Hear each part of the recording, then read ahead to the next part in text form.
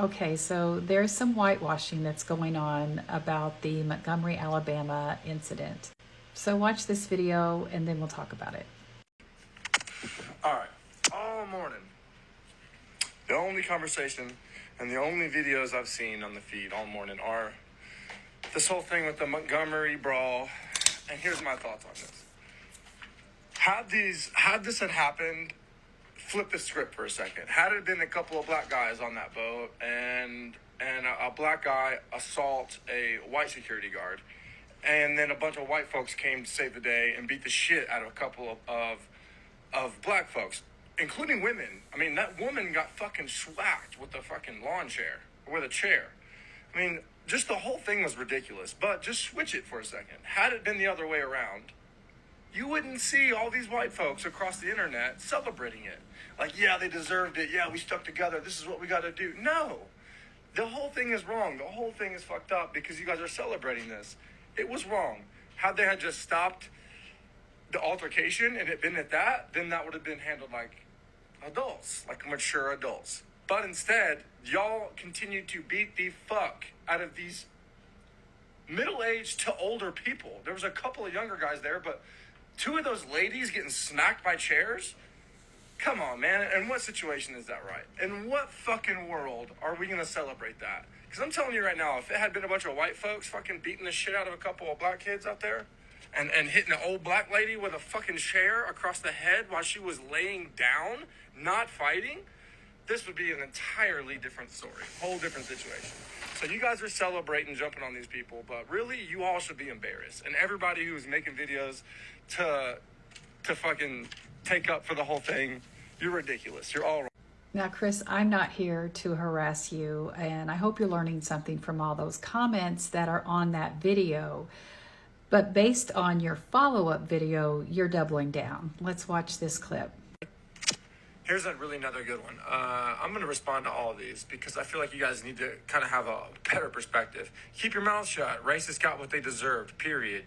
You sound racist with this take. No, I don't sound racist with this take. I sound logical because I look at the facts. I've watched all the videos. I'll say again, those folks that started this altercation with that bodyguard were in the wrong. Okay? No doubt about it. But for you to throw out, oh, racists got what they deserve. At what point in any of the fucking footage did it become apparent that they were racist?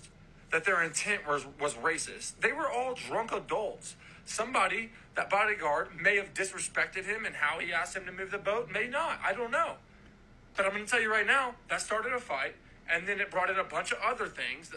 Okay, Chris, so as someone who is continually learning what it means to be anti-racist and wants to be a helpful ally, what I hear in your two videos are a lot of patriarchal talking points. So let's see if I can help you out here. Okay, the first thing you do in your video is ask people to flip the script, and you can't do this. That doesn't work in this situation, and whether or not you like it, you have to put this situation in context. Because really what you're doing here is whitewashing. First of all, you're in the Deep South. Secondly, you're in Montgomery, Alabama, which down the road is the Legacy Museum, which is the museum that tells the history of slavery in our country. It was intentionally placed in Montgomery because of that city's history with slavery and how many people passed through its ports on their way to slavery here in America. And whether you like it or not, you have to look at this because you're in the Deep South. Racial tensions are at an all-time high here in America. And you have a black man who is obviously in a position of authority, who is wasting a lot of time and using a lot of words to try to get his point across that the boat needed to be moved. And you're saying that this got out of hand, that everyone needed to act like adults, but it's clear that the men in the pontoon boat were doing the opposite. They were ignoring his requests, and he had to continually come back to them and talk to them about moving the boat. But you really revealed what you believe in your second video because you casually tossed out an excuse for the white drunk men to attack the guard by saying perhaps he said something that was disrespectful. Chris, I'm inviting you to see that that is an indoctrinated belief that is entrenched in white supremacy.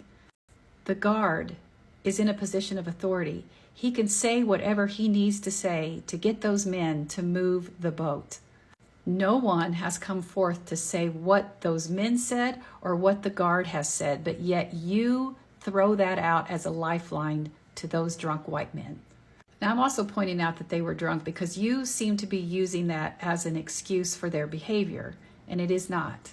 These men, whether they were drinking or not, attacked this guard, and that is going to be seen as racists. When they chose to physically attack him, it's going to be viewed through the lens of racism because they had a choice. They had a choice to honor his demands for them to move the boat, and they did not. That guard had every right to think that he was going to go to work that day and be able to do his job, but instead a group of white men chose to show him that he didn't. Chris, this is a different world that we live in. When a racist song by Jason Aldean hits the charts and white people defend it, when the state of Alabama is restricting voting rights of black people, when racial tensions are escalating due to the fact that people are whitewashing black history, are eliminating DEI programs, and voting for racist politicians, then white men, no matter how drunk they are, they do not get a pass. Chris, you're as white as I am. We are not the ones who get to say whether or not this was a racist incident. Now, you end your first video by saying that basically everyone that is sharing video clips is wrong. So I have no idea whether or not this video is going to find you or if it's going to have any impact on you. But if you are willing to learn and listen, here are some black creators that I'm going to invite you to follow. This is Khalil Johnson. He has a great video and perspective on the Montgomery incident. This is Goddess Mia, and she makes amazing content to help educate white people. This is Levert, and you better bring pencil and paper because you are going to learn something with every one of his videos. And this is Donnell Wrights, who just did a great video about the Montgomery Brawl, but also makes amazing content that will be informative for you. So white people, this is our opportunity to learn what it means to be anti-racist and what it means to be a helpful ally. So please watch these videos that are being shared about the Montgomery Brawl and learn.